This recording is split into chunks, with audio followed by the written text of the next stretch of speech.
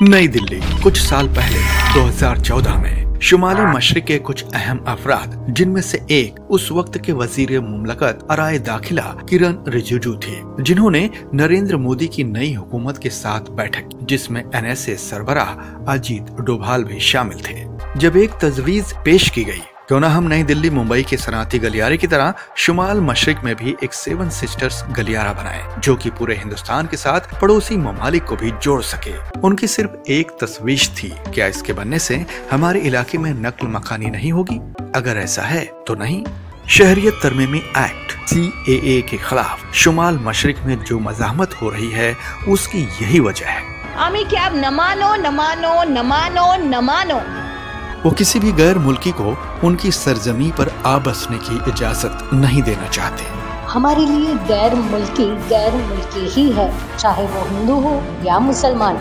शुमाल मशरिक के लोग न केवल बांग्लादेशियों, हिंदू और मुसलमान दोनों और बौद्ध चकमा के खिलाफ एहतजाज कर रहे हैं। ये हिंदुस्तानी बंगालियों के खिलाफ भी है, जो उनके रियासतों में आकर उनकी सकाफत और जुबान पर हावी रहे हैं। आप वहाँ की 2020 की मर्दमशुमारी से अंदाजा लगा सकते हैं कैसे मुहाजिरों का एक छोटा सा बहाव भी उनकी आबादी को बदल सकता है। अरुणाचल प्रदेश 12.6 लाख, मणिपुर 27.2, मेघालय 26.5, मिजोरम 11.2, नागालैंड 22.8 और त्रिपुरा 36.6 लाख, कुल 136.9 लाख।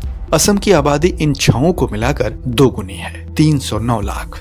लेकिन वहाँ की बराक घाटी पहले से ही मुजाहिर हिंदुस्तानी बंगालियों से भरी हुई है। 70 और 80 की दहाई में गैर मुल्कियों के खिलाफ उनका एहतजाज पुरतशद्दुद हो गया और तब तक बंद नहीं हुआ जब तक उस वक्त के वजीर आजम राजीव गांधी ने 1985 में असम मुआहदे पर दस्तखत नहीं किया, जिसमें वादा किया गया था महाजरीन के लिए कट ऑफ तारीख 25 मार्च 1971 होगी। अब मोदी सरकार ने इस तारीख को 43 साल 31 दिसंबर 2014 तक आगे बढ़ाकर भिंड का घोंसला खोल दिया है। अब बांग्लादेश के लाखों और हिंदू हिजरत करने के लिए हिंदुस्तान की हौसला अफजाई करना, जो उम्मीद करेंगे कि ये तारीख और आगे बढ़ाई जाएगी। मगरिब पाकिस्तान से महाजरीन का एक सैलाब एक साथ आया हुआ था, लेकिन बांग्लादेश से दरअंदाजी आज तक जारी है। देखिए पाकिस्तान की हिंदू बिरादरी में बातजरीज कमी और उसका मुआजना कीजिए बांग्लादेश की धीरे धीरे बातजरीज कमी के साथ। वैसे शुमाल मशरकी रियासतों को काफी छूट मिलती है ILP या इनर लाइन परमिट के जरिए, और आइन के 6ठे शेड्यूल से, जो शुमाल मशरकी रियासतों के 10 कबायली इलाकों पर माहित है, जिनमें 238 ज्यादातर ईसाई कबाइल रहते हैं। दोनों जगहों पर आज भी हिंदुस्तानी शहरी बिना इजाजत के नहीं जा सकते, ठीक उसी तरह जैसे अंडमान के कुछ कबायली जजीरों पर जाने की इजाजत नहीं है। शुमाल मशरिक रियासतों में अमनो अमान बहाल रखने के लिए असम के तीनों इलाकों को छोड़कर दूसरे तमाम या तो पहले से ही ILP इलाके थे या फिर जल्द ही शामिल कर लिए जाएंगे, जहां CAA लागू नहीं किया गया, जिसका मतलब यह है कि कोई भी मुहाजिरीन 6 शुमाल मशरिकी रियासतों में आबाद नहीं हो सकता, जिससे 170 लाख मुहाजिरीन का सारा बोझ असम के सर पर पड़ेगा। अब आप समझ गए ना क्यों वहाँ पर CAA के खिलाफ इतनी मुखालफत है। लेकिन बाकी मुल्क में जो CAA के खिलाफ तहरीक चला रहे हैं, उसकी वजह बिल्कुल अलग है। NRC national register of citizens के जरिए से गैर कानूनी तारक़ैन वतन को मुत्तहन करने के बाद पता चला कि 19,06,657 गैर कानूनी तारक़ैन वतन में से 5,04,800 से ज्यादा लोग हिंदू हैं, 7 लाख मुसलमान और बाकी कबाइली समेत कुल मिलाकर 7 लाख मजीद। शहरियत तरमीमी एक्ट CAA सभी गैर मुसलमानों को मखसूस फायदा देता है। कोई भी हिंदू, सिख, बौद्ध, जैन, पारसी या ईसाई जो पाकिस्तान, बांग्लादेश या अफगानिस्तान में मजहबी जुल्मों सितम का सामना कर रहा हो, उसे फास्ट ट्रैक तरीके से हिंदुस्तानी का शहरी बनाया जाएगा अगर वो 31 दिसंबर 2014 से पहले मुल्क में आया हो। लेकिन मुसलमान जिन्हें गैर कानूनी तारकाने वतन ठहराया गया है कहीं के नहीं रहेंगे। एनआरसी के पीछे जदीद टेक्नोलॉजी के बावजूद लोगों के पास दस्तावेजात न होने की वजह से दो किस्म की गलतियां होने का खदशा है। पहले किस्म की गलती हिंदुस्तानी है लेकिन गलती से उसे गैर कानूनी बताया गया। एक और किस्म की गलती घुसपैठिए थे लेकिन शहरी माने गए। इन दोनों में से पहला वाला संजीदा है। इस मुल्क की अदलिया का रहनुमा वसूल भी यही बयान करता है। यहाँ तक कि अगर 100 मुजरिम बरी हो जाएं, लेकिन किसी भी बेगुनाह को गलत सजा नहीं मिलनी चाहिए। 52 साला मोहम्मद सनाउल्लाह हिंदुस्तानी फौज के रिटायर्ड सूबेदार थे जिन्होंने 1999 में कारगिल जंग में पाकिस्तान के खिलाफ लड़ाई लड़ी थी। वो एक ऐसी ही पहली वाली गलती के शिकार बने। उन्हें गैर मुल्की करार देकर गिरफ्तार कर लिया गया और गोलपारा गैर कानूनी मुहाजिरीन सेंटर में बंद कर दिया गया। ऐसी ही और ज्यादा गलतियां होंगी जब एनआरसी मुल्क भर में नाफिजुल अमल होगा, जिससे अब मुसलमानों के ज़हन और दिमाग में ये डर बैठ गया है कि हुकूमत उनके पीछे हाथ धोकर पड़ गई है।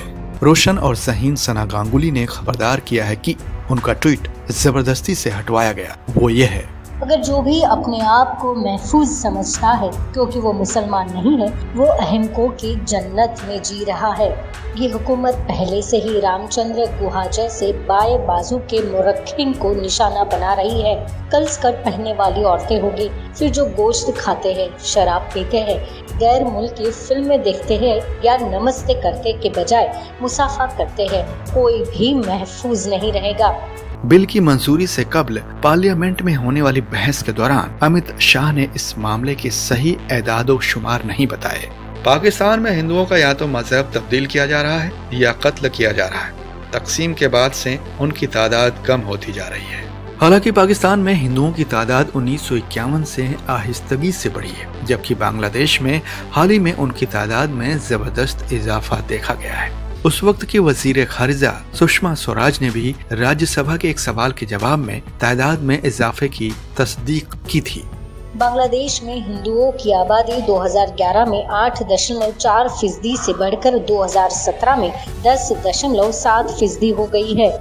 बीजेपी सीएए को वाज़ेह किया तकसीम मजहब की बुनियाद पर हुआ, लेकिन वो ये बात भूल रहे हैं कि सिर्फ पाकिस्तान ने खुद को मुस्लिम ममालिक करार दिया था, जबकि हमारे सरबराह, हमारे तमाम शहरी सलामत हैं। उनके ख्यालात, तकरीर, अकीदत और इबादत की आज़ादी। और वैसे भी अफगानिस्तान तो हिंदुस्तान की तकसीम के कब्ल का हिस्सा ही नहीं था, लेकिन फिर भी सीएए में शामिल किया गया। तारीखदान नीरजा गोयल जयल उनकी 2013 की किताब शहरियत और उसके इख्तलाफ में कहती हैं, शहरियत हिंदुस्तान की सरजमी में पैदा होने से हासिल होनी चाहिए। जुस सोली यानी खून के हक से, या जुस सेंगुनिस यानी जवाज सेंगनी या मजहब में जन्म लेने से उसका फैसला सिर्फ आज़ादी के बाद किया गया था। मसौदा कानून लोकसभा के 2 साबिक कानूनी सेक्रेटरी सुभाष कश्यप और टीके विश्वनाथन की एतराजात के बावजूद बनाया गया। ये आइन की खिलाफ वर्जी है।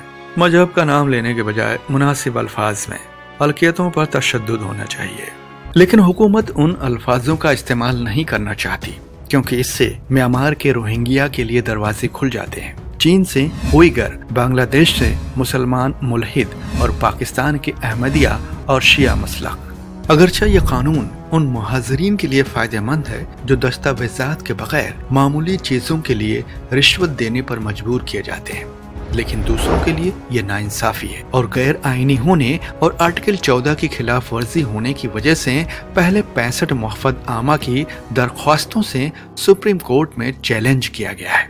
आर्टिकल 14 शहरियों से मजहब की बुनियाद पर इम्तियाजी सलूक नहीं किया जा सकता।